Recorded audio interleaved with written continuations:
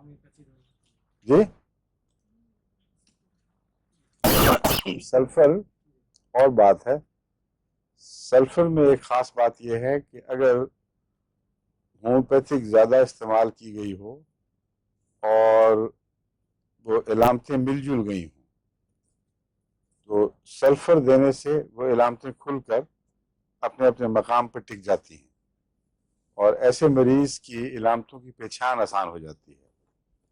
دوسری سلفر کی خوبی یہ ہے کہ اگر ایک دوا دی جائے اور وہ اثر چھوڑ دے اور انسانی جسم انرٹ ہو جائے، دواؤں کے مقابلے کے لیے جاگے نہیں، حالانکہ نارملی جاگنا چاہیے، تو سلفر اس میں بہت مفید کام کرتی ہے.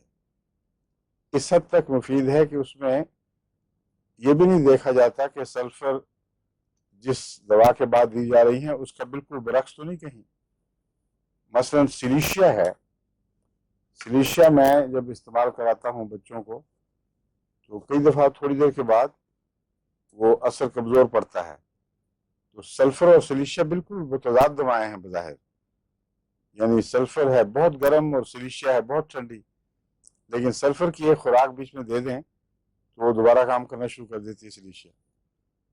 تو یہ ہے جو آپ نے غالباً پڑھا ہوا ہے کہ سلفر جسم کے نم ہو جانے کو، بے حس ہو جانے کو درست کرتی ہے اور رد عمل دوبارہ شروع کر دیتی ہے اور ملی جلی علامتوں کی وہ واضح کر کے الگ الگ کرنے میں مددگار ہوتی ہے. اور کوئی بڑا اینٹیڈوٹ ہے کس چیز کا؟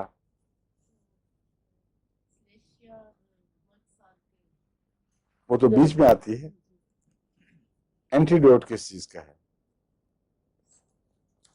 اینٹیڈوٹ سے مراد ہے تریاق. ایک دوا کا کیا تریاق